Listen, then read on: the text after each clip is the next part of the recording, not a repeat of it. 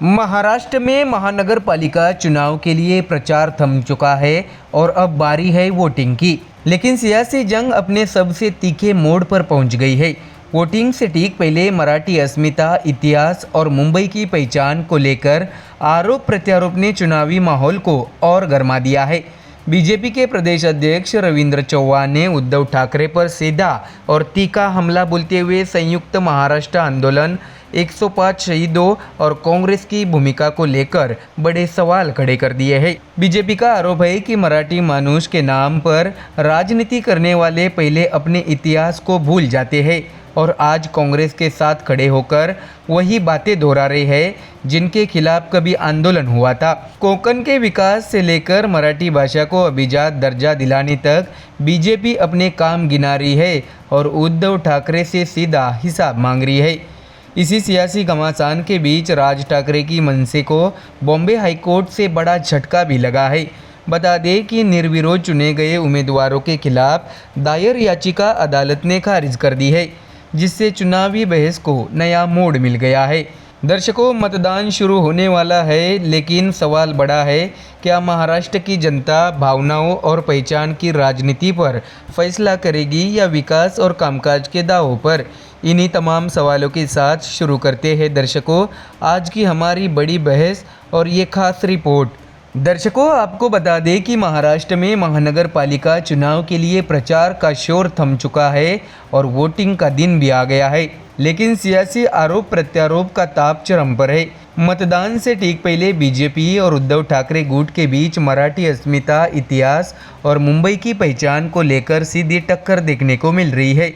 प्रचार के आखिरी दिन बीजेपी के प्रदेश अध्यक्ष रविंद्र चौहान ने उद्धव ठाकरे पर तीखा हमला बोला है, तो दूसरी तरफ मनसे को बॉम्बे हाईकोर्ट का बड़ा झटका लगा। दर्शकों, आपको बता दी कि महानगर पालिका चुनाव के अंतिम दिन सियासत इतिहास के पन्नों से निकलकर सीधे वोटिंग बूथ तक पहुंच गई है। मुंबई में पत्रकारों से बातचीत करते हुए बीजेपी प्रदेश अध्यक्ष रविंद्र चौहान ने उद्धव ठाकरे और कांग्रेस पर संयुक्त महाराष्ट्र आंदोलन को लेकर बड़ा हमला बोला है। चौहान ने धोटू कहा है कि संयुक्त महाराष्ट्र के लिए 105 शहीदों का खून बहा, लेकिन उन पर गोलियां चलाने का पाप कांग्रेस ने किया और यह इतिहास में दर्ज एक अटल सत्य है। दर्शकों, जानकारी दें कि रविंद्र चौहान ने यह भी याद दिलाया कि 16 जनवरी 1956 को पंडित जवाहरलाल नेहरू ने मुंबई को केंद्र शासित प्रदेश करने की कोशिश की थी।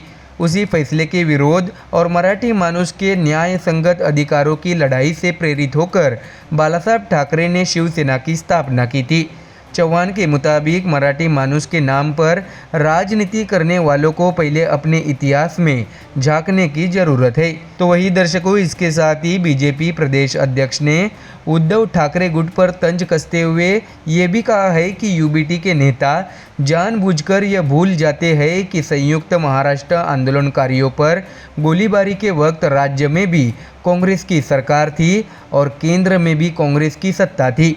आज उसी कांग्रेस की गोद में बैठकर मराठी अस्मिता का ढोल पीटना कांग्रेस की बंदूक अपने कंधे पर रखकर चलाने जैसा है। ऐसे में दर्शकों, चौहान यही नहीं रुके, उन्होंने ये भी आरोप लगाया कि कांग्रेस के समर्थन से सरकार बनाकर उद्धव ठाकरे ने 105 शहीदों का अपमान किया।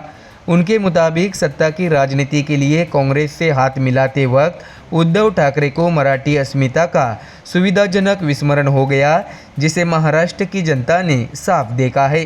दर्शकों, आपको बता दें कि कोंकण के मुद्दे पर भी रविंद्र चौहान ने कांग्रेस और उद्धव ठाकरे पर हमला बोला। उन्होंने कहा है कि 1990 के दशक में कोंकण रेलवे की शुरुआत हुई, लेकिन उस समय कांग्रेस सत्ता में नहीं थी। मधु दंडवते और जॉर्ज फर्नांडीज जैसे दूरदर्शी नेताओं के प्रयासों से कोंकण रेलवे बनी।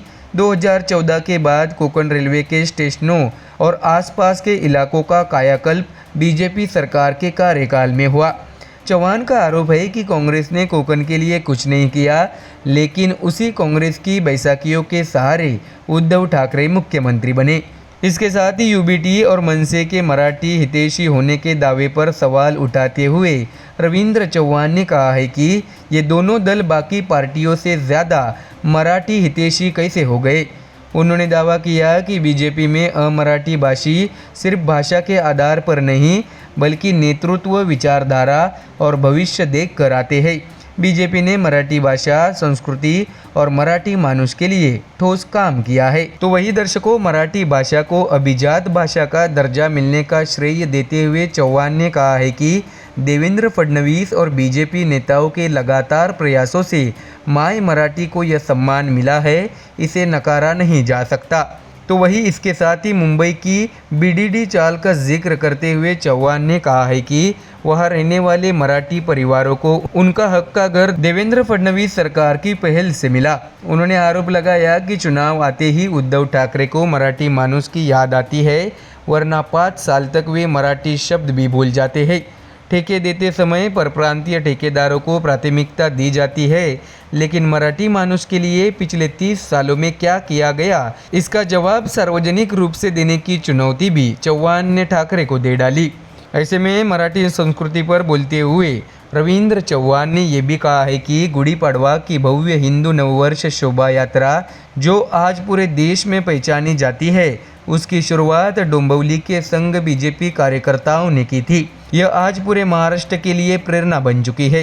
तो वही दर्शकों, इसी बीच चुनावी माहौल के बीच मनसे को बॉम्बे हाईकोर्ट से बड़ा झटका भी लगा है। राज ठाकरे की पार्टी ने नगर निगम चुनाव में निर्विरोध चुने गए उम्मीदवारों के खिलाफ याचिका दायर की थी, जिसे हाईकोर्ट ने खारिज कर दिया। मनसे नेता अविनाश जाधव ने आरोप लगाया था कि पैसे और सत्ता के बल पर कई उम्मीदवार निर्विरोध चुने गए हैं। ऐसे में हाईकोर्ट से मनसे ने मांग की थी कि इन मामलों की जांच किसी सेवानिवृत्त जज से कराई जाए या पूरी प्रक्रिया कोर्ट की निगरानी में हो।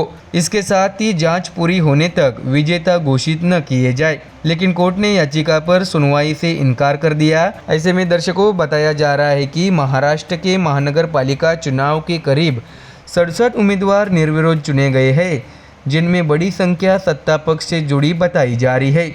इसे लेकर विपक्ष लगातार सवाल उठा रहा है। ऐसे में दर्शकों, अब मतदान तो शुरू हो चुका है। मराठी अस्मिता, मुंबई की पहचान, विकास और आरोप प्रत्यारोप के बीच जनता फैसला करने जा रही है कि वह भावनात्मक नारों पर भरोसा करेगी या किए गए कामों के दावों पर। महाराष्ट्र की सियासत का अगला अध्याय अब जनता के वोट से लिखा जाएगा।